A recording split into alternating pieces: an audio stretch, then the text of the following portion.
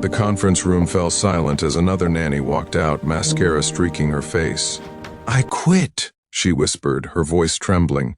"That child is impossible." She was the seventh in 3 months. Marcus Chen watched from behind his cleaning cart, pretending to polish the marble floors of the penthouse office. He'd seen this scene before. Wealthy executives cycling through caregivers like disposable coffee cups, never wondering why no one could reach their children. The girl everyone called impossible was only 8 years old. Her name was Sophie Whitmore, daughter of Victoria Whitmore, the steel-willed CEO whose company occupied the top 12 floors of the building. Marcus had been cleaning these offices for 2 years, ever since he'd moved to the city with his own daughter Emma. Every night while other janitors complained about the long hours, Marcus felt grateful. This job kept a roof over their heads and food on the table. Emma was 10 now, thriving despite everything they'd lost when her mother died. That grief had taught Marcus something precious. Children don't need perfection. They need presence. He noticed Sophie often during his evening rounds while her mother worked late. The little girl would sit in the corner office, surrounded by expensive toys she never touched. Her eyes held a loneliness Marcus recognized, the same look Emma had worn those first terrible months after the funeral. The nannies would sit on their phones, occasionally barking orders. Sophie would respond by throwing things, screaming, refusing to cooperate. The adults called it bad behavior. Marcus called it pain.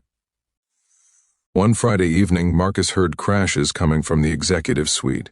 He rushed in to find Sophie standing among shattered picture frames, her small chest heaving with sobs.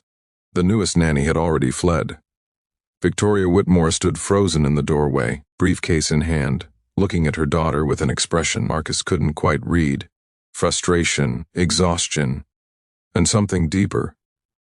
Helplessness, maybe. "I'll clean this up, Ms. Whitmore," Marcus said quietly. Victoria nodded, her jaw tight. "Thank you. I have a call in 5 minutes. Can you just stay with her until I'm done?" Before he could answer, she disappeared. Sophie glared at him, defensive and defiant. "Go away. I don't need another babysitter." Marcus knelt down, carefully picking up glass shards.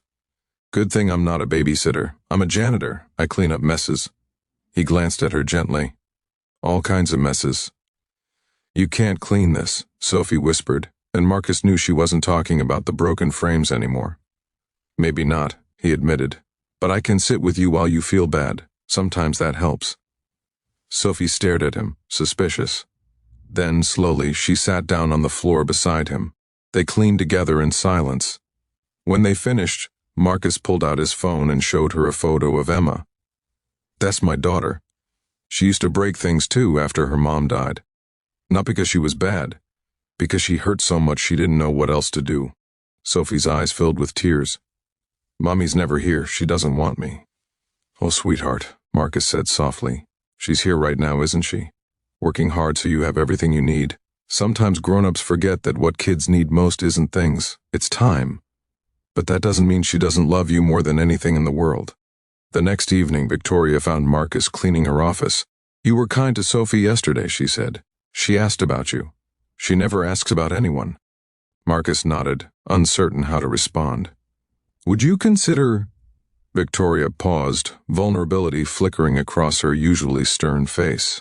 "Could you spend time with her? In the evenings? I'll pay you triple your salary. I just need someone who actually cares." That's how Marcus began spending his evenings with both girls. He'd bring Emma along, and the three of them would do homework, play simple games, share dinner from Marcus's lunchbox. Nothing fancy, nothing expensive, just presence. Sophie began to soften, to laugh, to trust. She and Emma became inseparable. Victoria started finishing work earlier, joining them. Marcus taught her the games his own mother had taught him, games that required no equipment, only attention and imagination. He watched as the brittle CEO transformed into a mother who sat cross-legged on the floor, fully present with her daughter. 6 months later, Victoria offered Marcus a position as her family coordinator at an executive salary. He accepted, but not for the money. He accepted because he'd watched a lonely little girl learn she was worthy of love, and a grieving mother learned she didn't have to carry everything alone. The day Sophie called him Uncle Marcus for the first time, Victoria pulled him aside with tears in her eyes.